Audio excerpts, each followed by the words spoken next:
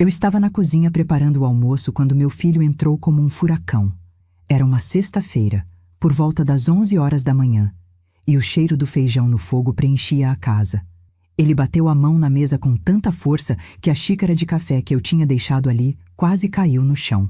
Olhou para mim com aqueles olhos cheios de raiva e gritou bem na minha cara: "Mãe, ou você paga os 1.200 de aluguel desse mês, ou pega suas coisas e sai daqui. Eu não aguento mais bancar você." Senti meu coração disparar. Minhas mãos tremiam tanto que tive que desligar o fogão para não me queimar. Aquele era o filho que eu carreguei no colo por noites sem dormir. O filho que eu criei sozinha depois que o pai dele nos abandonou. E agora ele estava ali, me cobrando aluguel na casa onde eu morei a vida inteira. Mas o que ele não sabia, o que nenhum deles sabia, era que aquela casa tinha um segredo. E uma semana depois, quando os documentos chegaram nas mãos do advogado, eles iam descobrir quem realmente mandava ali. Mas antes de continuar, confira se você já está inscrito no canal e escreva nos comentários de onde você está assistindo este vídeo. Adoramos saber até onde nossas histórias estão chegando. Meu nome é Mariana, tenho 68 anos, e essa é a história de como meu próprio filho tentou me expulsar da minha própria casa. Sim, você leu certo. Da minha casa. Mas antes de chegar nessa parte, preciso que você entenda quem eu sou e tudo o que eu fiz por aquele menino. Eu sempre fui uma mãe dedicada, daquelas que acorda às 5 da manhã para preparar café e marmita, que passa a noite costurando para ganhar uns trocados a mais, que vende até o anel de casamento quando precisa pagar a escola dos filhos. Trabalhei 32 anos como empregada doméstica na casa da família Almeida, lá no Jardim Paulista. Acordava quando ainda estava escuro e voltava para casa quando já era noite. Meu filho Rodrigo era pequeno, tinha só 5 anos quando o pai dele nos largou com uma carta em cima da mesa. E nunca mais voltou. Criei aquele menino sozinha, com o suor do meu rosto. Teve época que eu passava fome para que ele não passasse. Lembro de jantar só um copo de leite com pão dormido, enquanto guardava o frango com arroz para ele comer quando voltasse da escola. Vendi meu único par de brincos de ouro, herança da minha mãe, para pagar a formatura dele no ensino médio. Peguei empréstimo no banco, 8.500 que levei 2 anos para pagar, só para comprar o primeiro computador dele quando entrou na faculdade de administração. Nunca reclamei, nunca pedi nada em troca. Era meu filho, meu único filho, e eu faria tudo de novo se preciso fosse.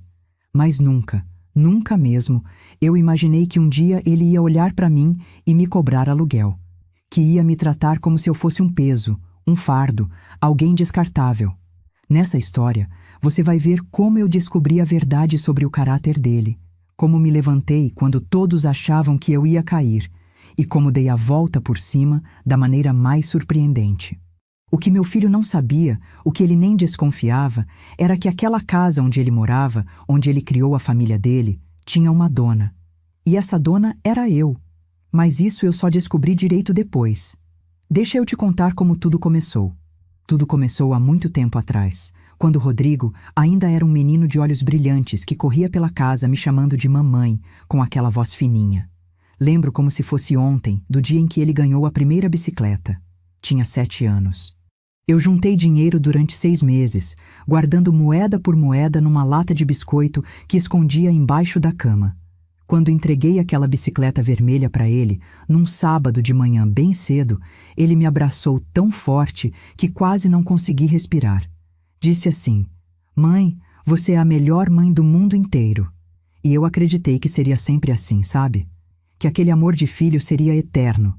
A casa onde a gente morava era simples, mas era nossa. Ficava na Vila Mariana, uma casinha de 3 cômodos com um quintalzinho pequeno onde eu plantava tomate e manjericão. Essa casa tinha uma história. Minha mãe, Dona Sebastiana, tinha trabalhado 40 anos como cozinheira numa mansão na região dos Jardins. O patrão dela, seu Oliveira, era um homem bom, daqueles de antigamente. Quando ele faleceu, em 1978, deixou essa casinha para minha mãe como forma de gratidão pelos anos de serviço. Ela morou ali até morrer, em 1995, e me deixou de herança.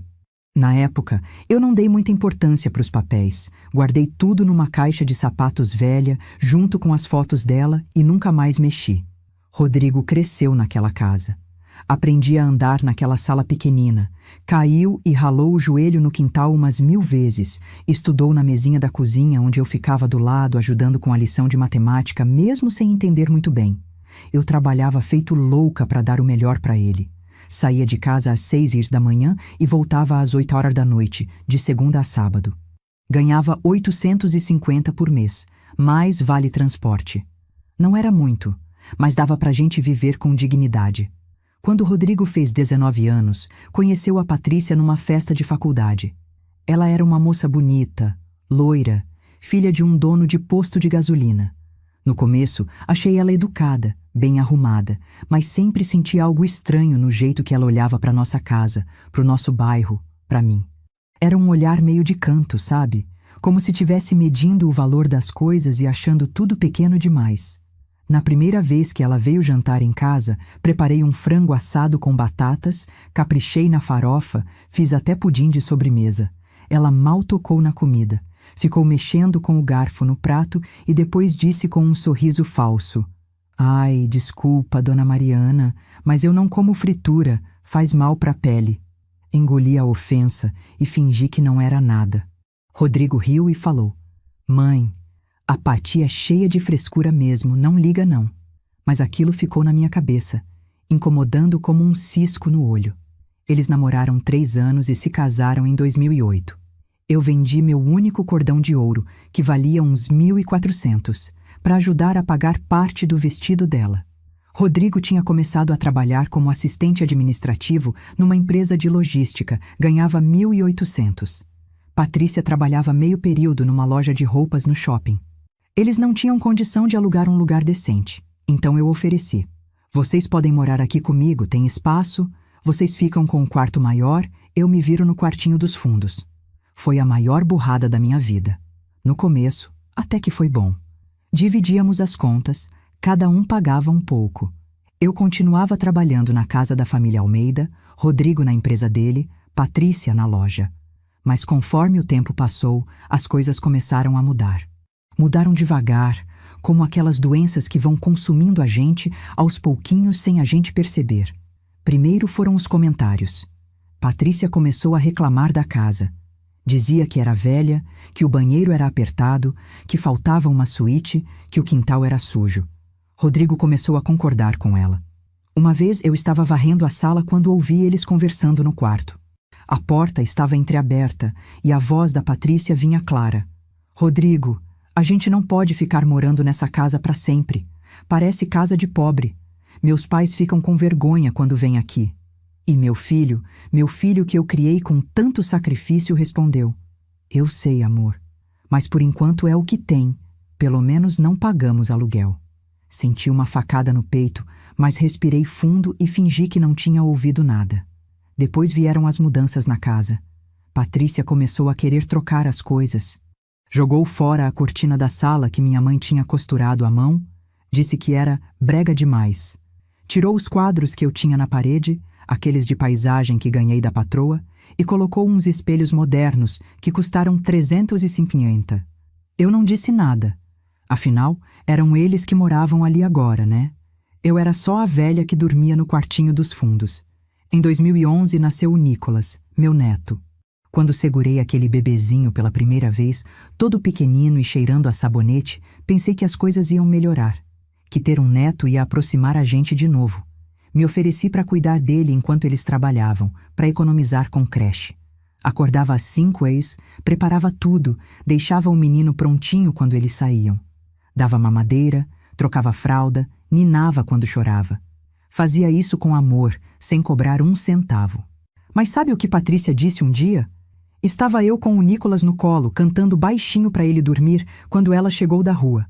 Olhou para mim com aquela cara atravessada e soltou: "Dona Mariana, a senhora não precisa ficar grudada no meu filho o tempo todo.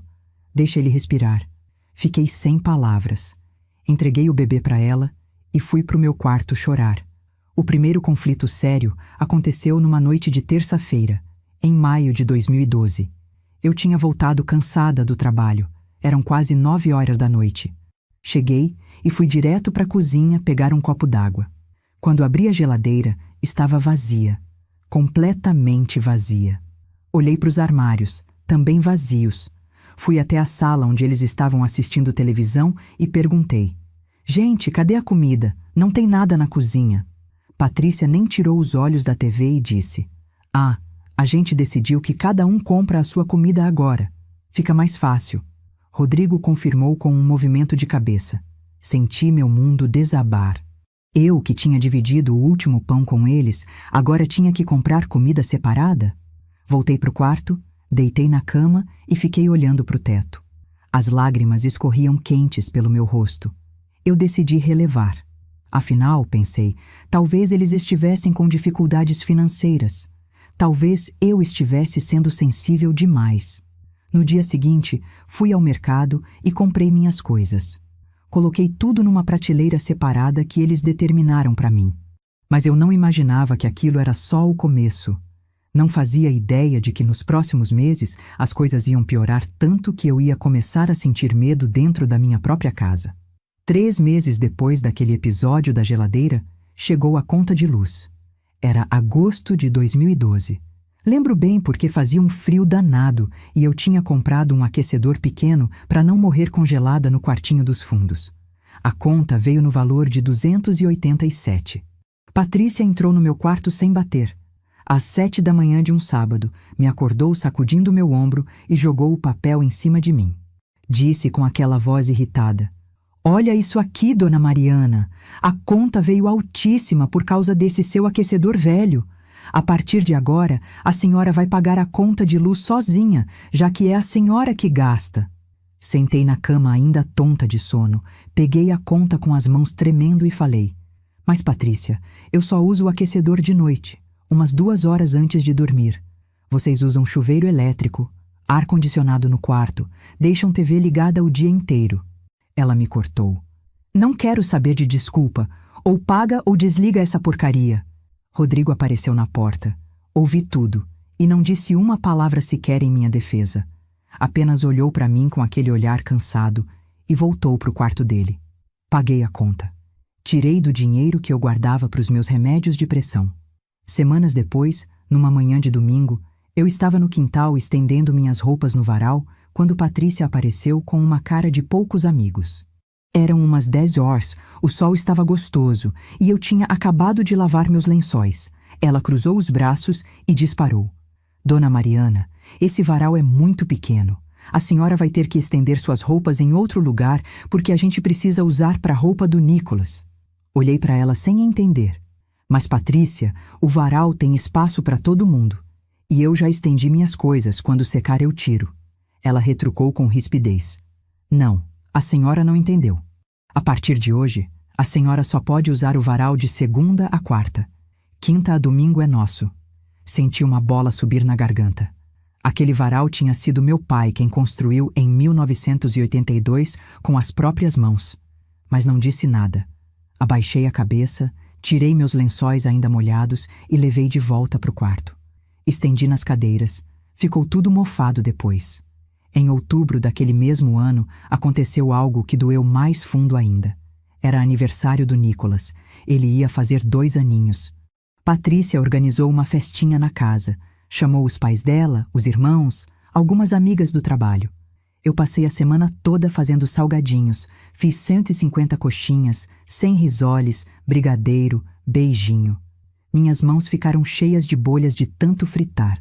No dia da festa, um sábado à tarde, arrumei o cabelo, coloquei meu vestido mais bonito, aquele azul marinho que eu guardava para ocasiões especiais. Quando os convidados começaram a chegar, fui para a sala para cumprimentar todo mundo. A mãe da Patrícia, Dona Vera, uma mulher cheia de joias e perfume caro, olhou para mim da cabeça aos pés e perguntou em voz alta, na frente de todo mundo: Você é a empregada nova? Gelei. Antes que eu pudesse responder, Patrícia deu uma risadinha forçada e disse: Não, mãe, essa é a Mariana, mãe do Rodrigo. Ela mora aqui com a gente. O jeito que ela disse, mora aqui com a gente, como se eu fosse uma agregada, uma hóspede indesejada, me partiu o coração. Dona Vera fez uma cara de surpresa falsa e soltou: Ah, entendi! Que legal vocês ajudarem assim. Ajudarem? Ajudarem? Aquela era a minha casa. Mas eu não disse nada. Sorri amarelo, murmurei uma desculpa qualquer e fui para a cozinha. Fiquei lá, lavando louça, enquanto ouvia as risadas da festa lá fora. Rodrigo não veio me chamar. Não me procurou. Não cantou parabéns comigo do lado. Quando cortaram o bolo, eu vi pela janelinha da cozinha. Meu filho com o Nicolas no colo.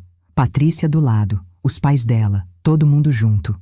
E eu ali, escondida, como se não fizesse parte daquela família. No começo de 2013, as coisas pioraram ainda mais. Rodrigo tinha sido promovido na empresa, agora ganhava 3.200 reais por mês. Patrícia tinha largado o trabalho na loja para ficar em casa cuidando do Nicolas. Eu continuava trabalhando na casa da família Almeida, mas meu corpo já não aguentava mais. Tinha desenvolvido artrose nos joelhos, dor na coluna, vivia cansada. Um dia, voltei do trabalho e encontrei todas as minhas coisas empilhadas no corredor. Minha cama, meu guarda-roupa pequeno, minhas roupas em sacos de lixo. Meu coração quase parou. Corri para dentro e gritei: "Rodrigo, Rodrigo, o que está acontecendo?" Ele saiu do quarto com uma cara tranquila demais, como se não fosse nada demais, e explicou: "Ó mãe, é que a gente precisa transformar seu quarto em escritório. Eu vou começar a trabalhar de casa algumas vezes e preciso de um espaço. A gente arrumou um cantinho para a senhora ali na lavanderia." Lavanderia. Ele estava falando da lavanderia. Um cubículo de 2 metros quadrados, sem janela, que cheirava a sabão em pó e mofo. Senti minhas pernas bambearem. Olhei para ele com os olhos cheios de lágrimas e sussurrei: "Rodrigo, meu filho, eu criei você. Trabalhei a vida inteira para você ter o melhor. E agora você quer me colocar para dormir numa lavanderia?" Ele suspirou irritado e respondeu: "Mãe, para de drama. É só um quarto. E olha, a gente não pode mais bancar você aqui de graça. Ou a senhora contribui com as despesas ou vai ter que se virar."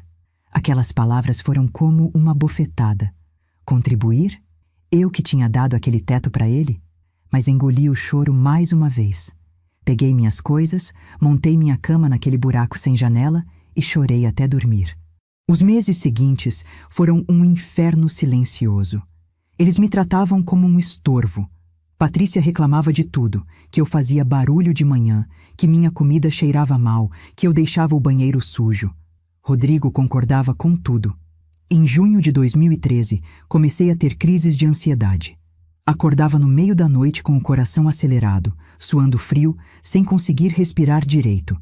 Escondi isso deles. Não queria dar mais motivo para dizerem que eu era um peso. E então chegou aquele dia. A sexta-feira que mudou tudo. Era 15 de novembro de 2013. Lembro da data porque era feriado da Proclamação da República e eu não tinha ido trabalhar. Estava na cozinha preparando almoço, feijão com arroz simples, quando Rodrigo entrou. Eram 11 horas da manhã. Ele vinha com um papel na mão, uma expressão dura no rosto. Bateu a mão na mesa com tanta força que a xícara de café tremeu. E foi aí que ele gritou aquelas palavras que eu nunca vou esquecer. "Mãe, ou você paga os moém. 200 de aluguel desse mês, ou pega suas coisas e sai daqui. Eu não aguento mais bancar você." Aluguel. Ele estava me cobrando aluguel. Na minha própria casa. Senti o chão sumir debaixo dos meus pés. Olhei nos olhos dele procurando um sinal do menino que eu criei, mas só vi um estranho. Um estranho cheio de raiva. Tentei falar: "Rodrigo, meu filho, que história é essa de aluguel? Essa casa?" Ele me interrompeu. "Essa casa é minha agora. Você não trabalha mais direito, não paga nada aqui, só dá despesa. Ou você paga ou sai." Patrícia apareceu na porta com um sorriso satisfeito nos lábios. Estava gostando daquilo. Meus olhos encheram de lágrimas, mas não deixei cair nenhuma na frente deles. Virei as costas, desliguei o fogão e fui para o meu quartinho na lavanderia. Sentei na cama e finalmente deixei as lágrimas caírem. Mas junto com as lágrimas, algo dentro de mim mudou. Algo quebrou.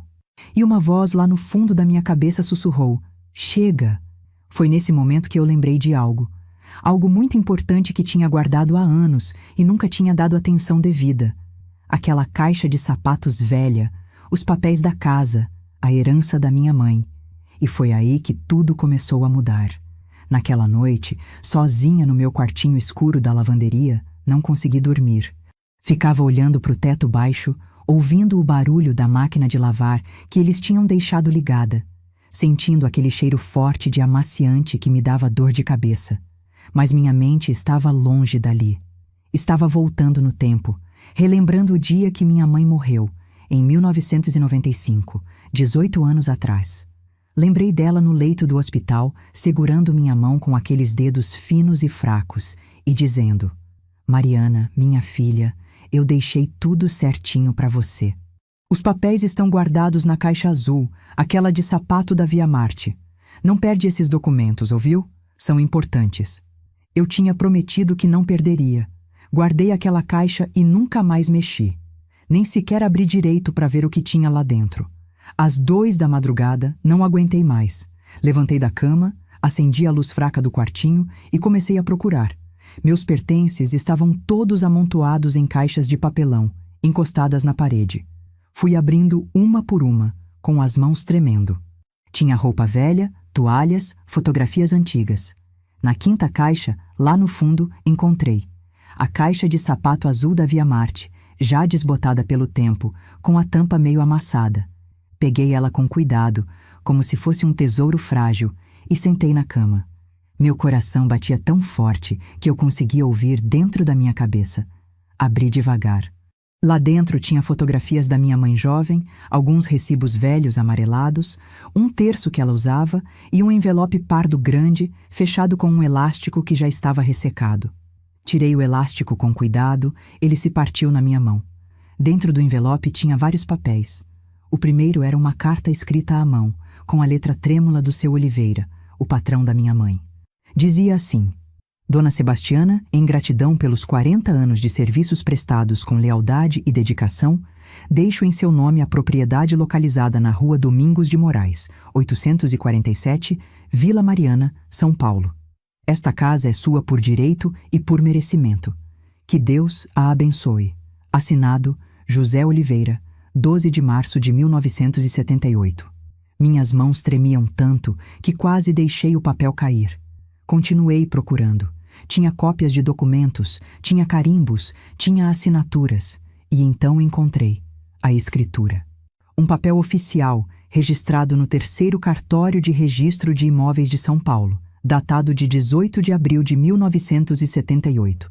Li com dificuldade porque minha visão estava embaçada pelas lágrimas. Mas estava lá, escrito claramente: Proprietária, Sebastiana Maria dos Santos, minha mãe. E embaixo, uma averbação de 1995, transferindo a propriedade por herança para Mariana dos Santos Ferreira. Eu. A casa estava no meu nome. No meu nome desde 1995, há 18 anos. Larguei os papéis na cama e levei as mãos à boca para não gritar. Não era possível. Rodrigo tinha me cobrado aluguel numa casa que era minha. Tinha me ameaçado de expulsão da minha própria casa. Ele morava ali há anos, fez reformas, mudou tudo, achando que era o dono, achando que eu era uma agregada, uma invasora. Mas a verdade estava ali, naqueles papéis amarelados. A casa sempre foi minha. Comecei a chorar, mas não era choro de tristeza. Era um misto de alívio, raiva e algo parecido com esperança. Fiquei ali até o sol nascer, lendo e relendo aqueles documentos. Quando o relógio marcou 6 horas da manhã de sábado, lavei o rosto, me vesti e saí de casa sem fazer barulho. Eles ainda estavam dormindo. Peguei o ônibus até o centro da cidade. Precisava ter certeza absoluta. Não podia ser um engano. Às 9 horas, quando o cartório abriu, eu estava na porta. A moça do atendimento era jovem, devia ter uns 25 anos, cabelos presos num coque. Entreguei os documentos para ela com as mãos ainda tremendo e disse: Moça, por favor, preciso confirmar se esses papéis são verdadeiros. Preciso saber se essa casa realmente está no meu nome. Ela pegou os documentos, digitou alguns números no computador, esperou uns segundos que pareceram eternos, e então olhou para mim com um sorriso. Sim, senhora, está tudo certinho aqui. A senhora é a proprietária legal do imóvel desde 1995. Quer que eu tire uma certidão atualizada? Senti minhas pernas bambas. Tive que me apoiar no balcão. Por favor, sim. Preciso de cópias autenticadas de tudo. Saí do cartório às 10h30 com uma pasta cheia de documentos. Certidão de propriedade atualizada, cópias autenticadas da escritura, tudo carimbado e oficial. Sentei num banco da praça ali perto, segurando aquela pasta contra o peito, e deixei as lágrimas caírem. Pela primeira vez em anos, não eram lágrimas de dor. Eram lágrimas de algo que eu tinha esquecido como era: poder. Mas eu não sabia o que fazer com aquela informação. Será que devia chegar em casa e jogar os papéis na cara deles? Será que devia simplesmente mandar eles saírem? Estava confusa, assustada até. Nunca fui de confronto. Sempre fui a que abaixava a cabeça, a que engolia desaforo. Precisava de conselho, precisava de ajuda. Lembrei da dona Eulália, minha vizinha de anos, uma senhora de 72 anos, viúva, que sempre foi muito sábia. Fui até a casa dela, que ficava 3 portas depois da minha. Toquei a campainha e, quando ela abriu, desabei no choro antes mesmo de conseguir falar. Ela me puxou para dentro, me sentou no sofá da sala, preparou um chá de camomila e disse: "Conta tudo para mim, Mariana. O que aconteceu?" Contei. Contei desde o começo. Os desrespeitos, a lavanderia, a cobrança de aluguel e, finalmente, a descoberta dos documentos. Ela ouviu tudo em silêncio, balançando a cabeça, e quando terminei, ela segurou minhas mãos e disse algo que mudou tudo. "Mariana, você precisa procurar um advogado. Isso não é só questão de estar certa ou errada. Isso é questão de justiça. Seu filho está cometendo esbulho possessório. Ele está morando num imóvel que não é dele, te tratando como intrusa, te cobrando aluguel. Isso é crime, minha filha. Você precisa se proteger legalmente." Esbulho possessório. Eu nem sabia o que era aquilo, mas soava sério. Dona Eulália pegou um cartão na gaveta e me deu. "Esse é o advogado do meu filho, Dr. Paulo Mendes. É gente boa e honesto. Liga para ele segunda-feira de manhã e marca uma consulta. Conta tudo. Ele vai te orientar." Voltei para casa naquele sábado com a pasta escondida dentro da bolsa. Eles nem perceberam que eu tinha saído. Passei o final de semana andando na ponta dos pés, fazendo tudo certinho, quietinha, mas por dentro estava fervendo. Cada vez que Patrícia falava comigo com desprezo, cada vez que Rodrigo me ignorava, eu pensava: "Vocês não sabem, mas essa casa é minha. Tudo isso aqui é meu." Na segunda-feira, assim que eles saíram, liguei para o Dr. Paulo Mendes. Uma secretária atendeu e marcou para terça-feira às 14h. Disse que a primeira consulta era gratuita. Agradeci com a voz embargada. Na terça-feira, fui ao escritório dele. Ficava num prédio velho no centro, 3º andar, sem elevador. Subi as escadas devagar por causa dos joelhos, mas subi. Dr. Paulo era um homem de uns 50 anos, cabelos grisalhos, óculos de armação grossa, jeito sério, mas gentil. Me recebeu na sala dele, ofereceu café e disse: "Dona Mariana, pode falar. Estou aqui para ouvir e ajudar." Contei tudo de novo. Mostrei os documentos. Ele foi lendo com atenção, fazendo anotações num bloquinho, e quando terminou, tirou os óculos, olhou para mim e falou: "A senhora tem um caso muito forte. Essa casa é legalmente sua, sem margem para dúvida. Seu filho não tem nenhum direito sobre o imóvel. E o que ele está fazendo, cobrando aluguel e ameaçando expulsá-la, é gravíssimo. A senhora tem 2 opções. A primeira é conversar com ele, mostrar os documentos e resolver em família. A segunda é tomar medidas legais. Posso entrar com uma ação de reintegração de posse, notificá-lo extrajudicialmente e até pedir indenização por danos morais pelo que a senhora sofreu." Fiquei em silêncio. Medidas legais contra meu próprio filho. Era isso mesmo que eu queria? Dr. Paulo deve ter percebido minha hesitação porque continuou: "Dona Mariana, eu entendo que é difícil. É seu filho. Mas a senhora precisa pensar em si mesma agora. A senhora foi humilhada, maltratada, está dormindo numa lavanderia dentro da sua própria casa. Isso não pode continuar." Respirei fundo. Pensei em tudo que tinha passado, em cada humilhação, em cada desrespeito, em cada vez que chorei escondida. E então tomei a decisão: "Doutor, eu quero que o senhor faça uma notificação extrajudicial. Quero que ele saiba oficialmente que essa casa é minha. Quero que ele entenda a burrada que fez. Mas antes disso, eu mesma vou contar para ele. Vou olhar nos olhos dele e dizer a verdade. Aí sim, se ele não se retratar, o senhor toma as medidas legais. Dr. Paulo sorriu e estendeu a mão. Assim se fala. Vou preparar toda a documentação. Quando a senhora quiser, é só me avisar que protocolo tudo. Apertei a mão dele com firmeza. Saí daquele escritório com a coluna ereta, a cabeça erguida. Eu tinha poder agora. Eu tinha justiça do meu lado. Eles não faziam ideia do que estava prestes a acontecer. E eu, pela primeira vez em anos, estava pronta para lutar. O dia da verdade chegou numa quinta-feira, 28 de novembro de 2013. Acordei às 6h da manhã, mas diferente de todos os outros dias, não acordei com aquele aperto no peito. Acordei com uma clareza que nunca tinha sentido antes. Tomei banho demorado, lavei o cabelo, passei minha blusa azul clara, aquela que minha patroa tinha me dado e que era bonita. Coloquei meu único par de brincos, de prata, herança da minha tia. Me olhei no espelhinho pequeno e embaçado da lavanderia e vi uma mulher diferente. Não era mais aquela pessoa curvada, com medo, que andava na ponta dos pés. Era uma mulher que sabia do seu valor. Uma mulher que tinha provas do seu direito. Peguei a pasta com todos os documentos que o doutor Paulo tinha organizado para mim. Certidão de propriedade atualizada, escritura autenticada, histórico completo do imóvel, tudo impecável, tudo carimbado, tudo legal. Coloquei dentro de uma bolsa de mão preta que raramente usava. Respirei fundo 3 vezes, como Dona Eulália tinha me ensinado, e saí do quartinho. Eram 8h30 da manhã. Eu sabia que eles estariam na sala nesse horário. Rodrigo só saía para o trabalho às 9h. Patrícia ficava em casa com o Nicolas. Quando entrei na sala, eles estavam sentados no sofá que eu tinha comprado em 1999, parcelado em 12 vezes no carnê. Rodrigo mexia no celular. Patrícia assistia uma novela na TV que eu tinha ganhado da patroa. O Nicolas brincava no chão com uns carrinhos. Meu coração acelerou, mas me mantive firme. Parei no meio da sala e disse, com uma voz que saiu mais forte do que eu esperava: Rodrigo, Patrícia, preciso falar com vocês. É importante. Rodrigo nem levantou os olhos do celular. Depois, mãe, tô ocupado. Patrícia fez uma cara de tédio. Fala logo, dona Mariana, a novela tá começando. Respirei fundo de novo e falei mais alto. Não, agora. Desliga essa televisão e me escuta.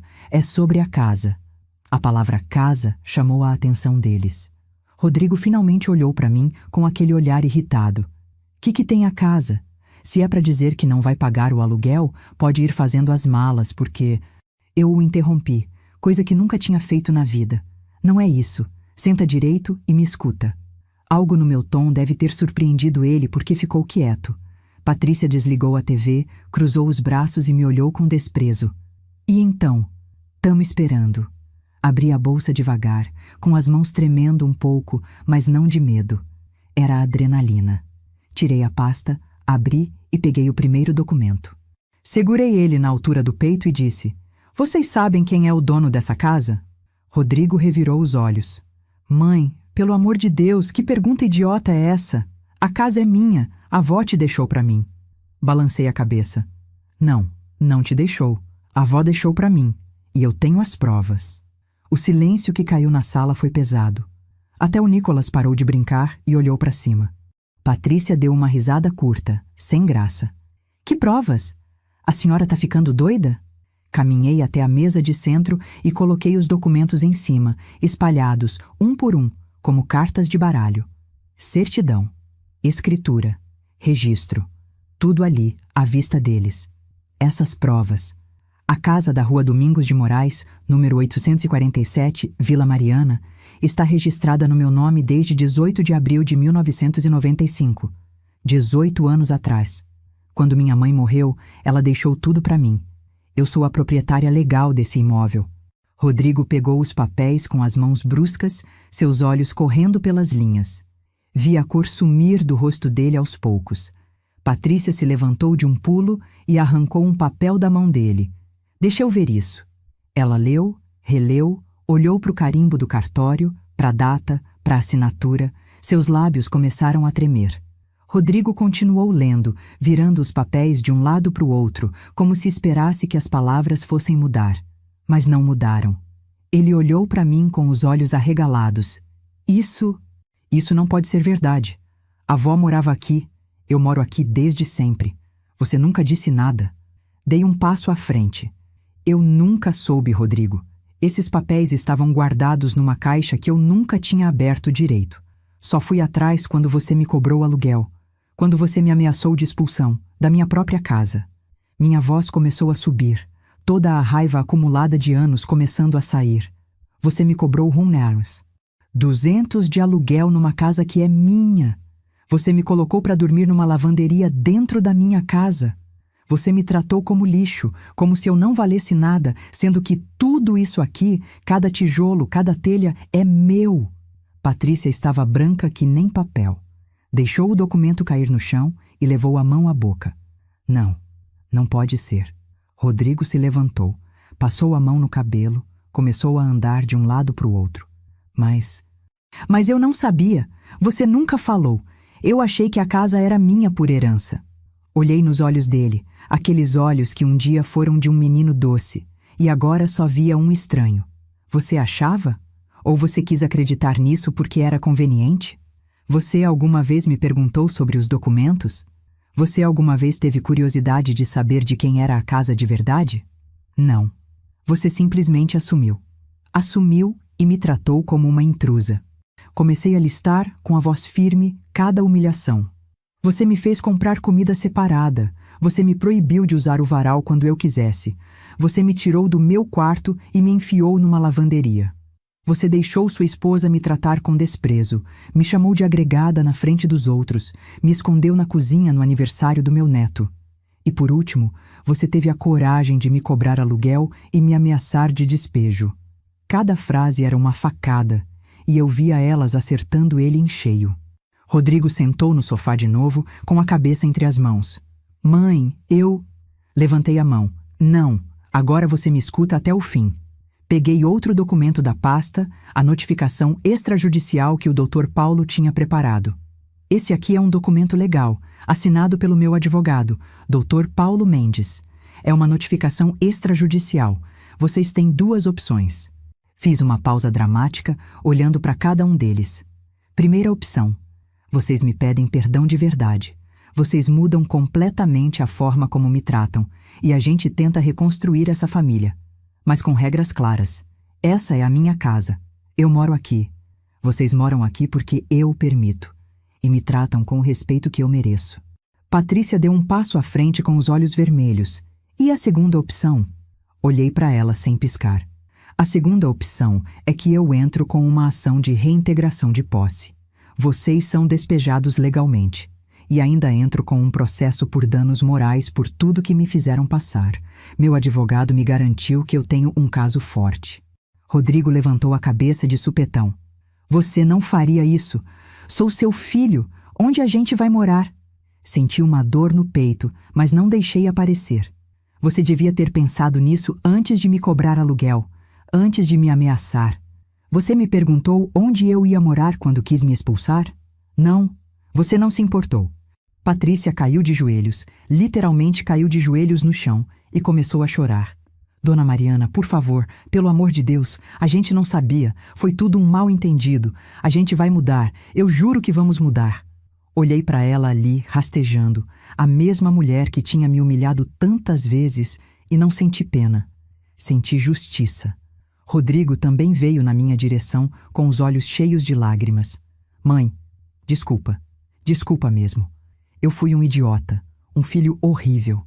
Por favor, não faz isso com a gente. Pensa no Nicolas, ele é seu neto. Onde ele vai morar? Aquilo foi um golpe baixo. Usar meu neto contra mim. Mas eu estava preparada. Nicolas é meu neto e eu amo ele. Mas exatamente por isso que eu não posso deixar ele crescer vendo a avó ser tratada como lixo. Que exemplo é esse? Que valores são esses? Caminhei até a janela, de costas para eles, e deixei o silêncio pesar. Ouvia os soluços de Patrícia, a respiração pesada de Rodrigo. Deixei eles sofrerem um pouco, do mesmo jeito que eu sofri durante anos. Depois de uns 2 minutos que pareceram eternos, virei e disse: eu vou dar uma chance para vocês. Uma. E se houver qualquer desrespeito de novo, qualquer humilhação, qualquer tentativa de me tratar mal, eu protocolo essa ação no dia seguinte. Rodrigo levantou de um pulo e veio me abraçar, mas dei um passo para trás. Não, abraços não, quero ações. Primeiro, Patrícia, você vai se desculpar por cada vez que me desrespeitou e vai me tratar com educação daqui para frente. Segundo, Rodrigo, você volta para o seu quarto e eu volto para o meu quarto, o que era meu desde o começo. Terceiro, não quero ouvir falar em conta separada, varal dividido, nada disso. Essa casa funciona como uma família de verdade ou não funciona. Quarto, ninguém cobra aluguel de ninguém. Cada um contribui com o que pode, mas isso aqui é um lar, não um negócio. Eles acenaram com a cabeça freneticamente como marionetes. Patrícia ainda estava no chão. Sim, dona Mariana, tudo o que a senhora quiser. Peguei minha bolsa e os documentos. Ótimo, então a partir de hoje as coisas mudam. E vocês vão aprender o que é respeito, porque eu merecia esse respeito desde sempre. Mas vocês só entenderam quando viram o papel. Virei as costas e comecei a andar para o meu quartinho, mas parei na porta e olhei para trás. Ah, e mais uma coisa. Amanhã mesmo vocês me ajudam a tirar minhas coisas da lavanderia e colocar de volta no quarto principal. Afinal, essa casa é minha. E saí, deixando eles ali, destruídos, em choque, processando o tamanho da burrada que tinham feito. Quando fechei a porta da lavanderia, encostei nela e deixei as lágrimas finalmente caírem. Mas não eram lágrimas de tristeza, eram de libertação. Os dias que se seguiram àquela quinta-feira foram os mais estranhos da minha vida. Era como se a casa tivesse virado do avesso. Na sexta-feira de manhã, acordei às 7 com uma batida na porta da lavanderia. Abri ainda sonolenta e lá estava Rodrigo, com os olhos vermelhos e inchados, parecendo que não tinha dormido a noite toda. Ele segurava uma xícara de café fumegante e disse com a voz baixa: Mãe, eu trouxe café para a senhora, com leite e 2 colheres de açúcar, do jeito que a senhora gosta. Peguei a xícara das mãos dele sem dizer nada.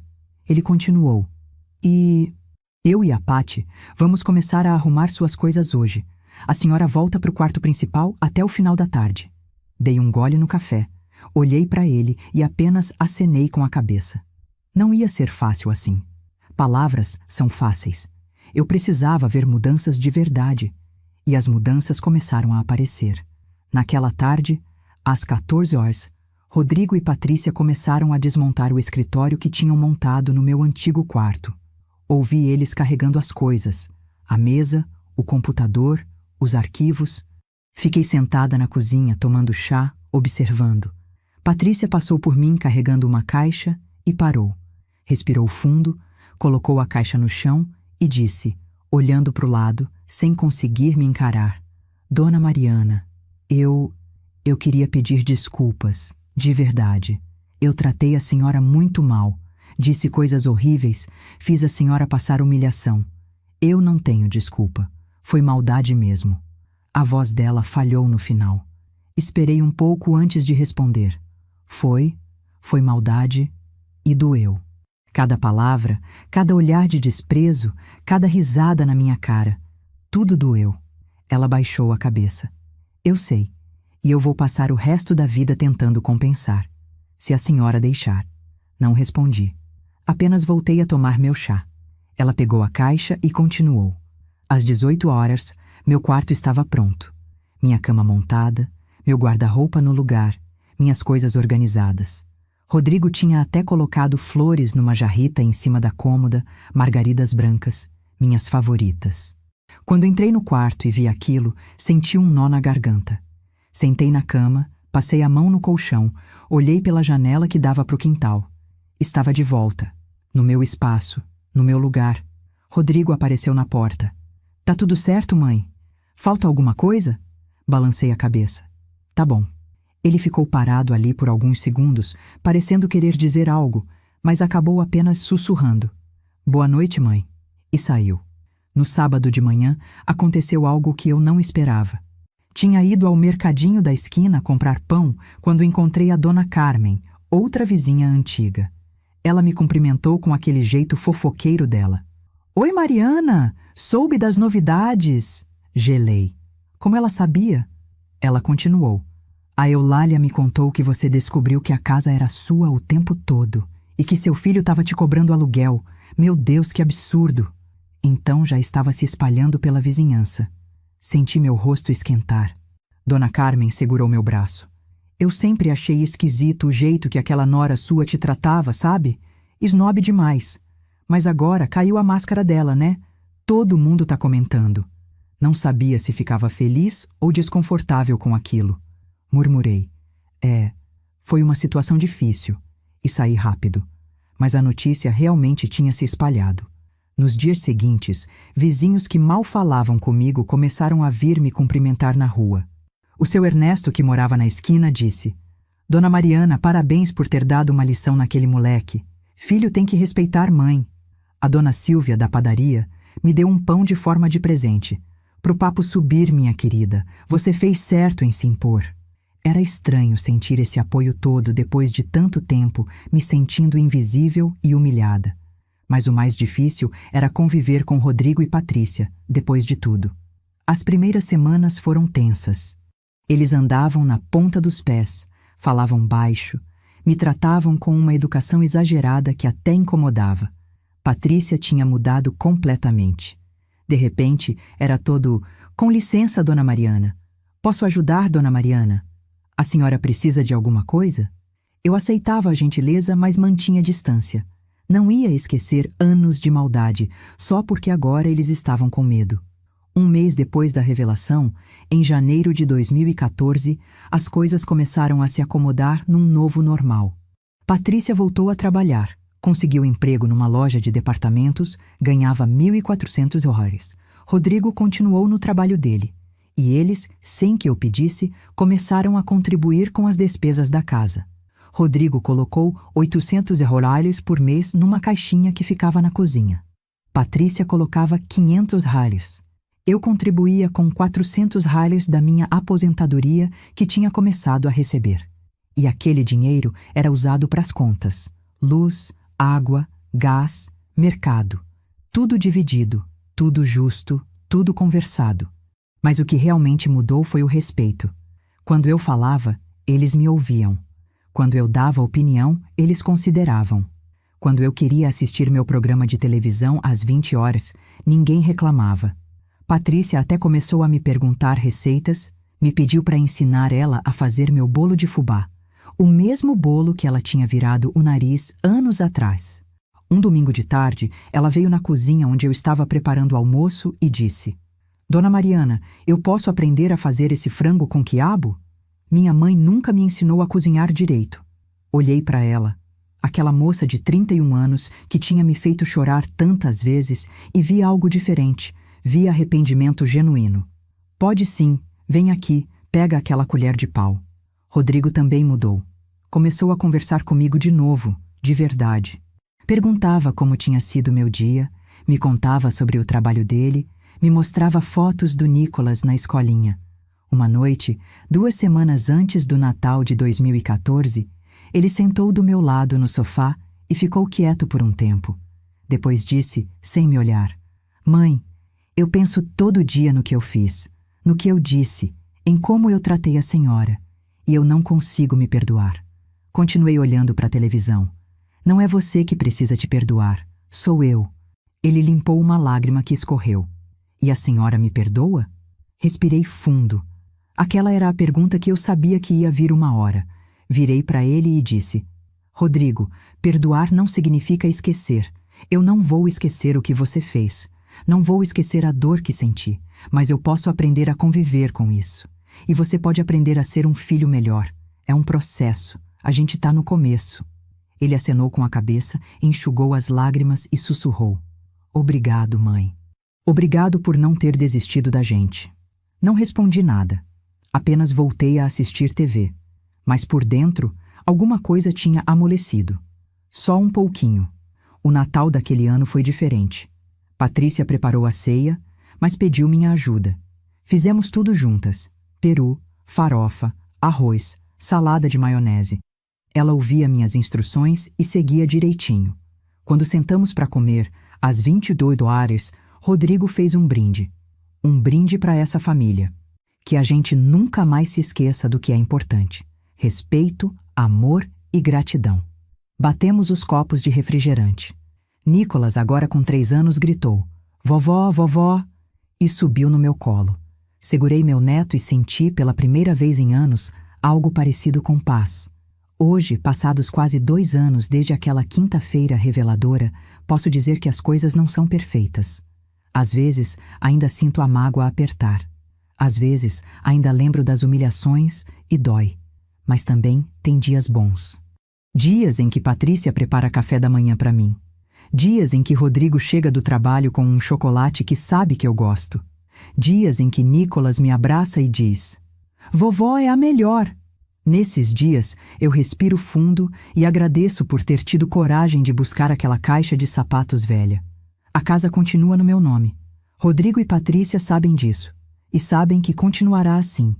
Meu advogado, doutor Paulo, mantém os documentos atualizados e me orientou a fazer um testamento, deixando tudo certinho para quando eu partir. Porque a verdade é que um dia vou partir. Mas enquanto estou aqui, estou vivendo com dignidade, com respeito, na minha casa. Olhando para trás, para tudo o que aconteceu, eu entendo hoje que aquela dor foi necessária. Foi duro, foi cruel, mas me ensinou algo que eu deveria ter aprendido muito antes. Respeito não se implora, se exige. Durante anos eu aceitei migalhas de carinho, engoli desaforos, abaixei a cabeça achando que era isso que uma mãe devia fazer. Sacrificar-se até sumir, anular-se até não sobrar nada. Mas eu estava errada, completamente errada. Hoje eu sei que o amor de mãe não significa ser capacho. Não significa aceitar humilhação em silêncio. Não significa dormir numa lavanderia enquanto outros vivem confortáveis no que é seu por direito. Amor tem limite. E quando esse limite é ultrapassado tantas vezes, a gente precisa tomar uma atitude. Precisa se levantar, mesmo com as pernas bambas, mesmo com o coração partido, e dizer: "Chega." Descobrir aqueles documentos foi a mão de Deus me estendendo uma corda quando eu estava afogando. Mas não foi o papel que me salvou. Foi a coragem de usar aquele papel, de não guardar aquela verdade por medo, por pena, por culpa. Eu podia ter ficado quieta. Podia ter continuado aceitando, sofrendo, morrendo aos pouquinhos. Mas escolhi lutar. E isso fez toda a diferença. Aprendi também que perdoar não significa voltar a ser quem você era antes. Eu perdoei meu filho? Em parte, sim. Mas eu não sou mais a mesma mãe de antes. Sou uma versão mais forte, mais consciente, mais dona de mim. E ele sabe disso. Todo dia ele sabe que está numa casa onde a dona sou eu. E isso mantém o respeito vivo. Se você está passando por algo parecido, se tem um filho, uma filha, um neto, alguém da família te tratando como se você não valesse nada, eu quero que você escute bem o que vou dizer. Você não está sozinha. Você não é exagerada. Você não é sensível demais. O que estão fazendo com você é errado. E você merece respeito. Você merece dignidade. Você merece ser tratada como o ser humano precioso que é. Não tenha medo de estabelecer limites. Não tenha vergonha de exigir o básico, que é ser tratada bem. Não se culpe por se defender. Se for necessário, procure ajuda. Um advogado, um assistente social, um amigo, um vizinho de confiança. Mas não fique calada. Não desapareça. Não aceite ser invisível. E se você tem seus pais vivos, seus avós, suas mães, valorize. Valorize enquanto é tempo. Trate com amor, com respeito, com gratidão, porque um dia eles não vão estar aqui. E o remorso, minha filha, o remorso é o pior dos sentimentos. Se essa história tocou seu coração, deixe um comentário contando sua experiência. Compartilhe com alguém que precisa ouvir isso. Se inscreva no canal e ative o sininho para não perder as próximas histórias. E lembre-se sempre, você é mais forte do que imagina e merece todo o respeito do mundo.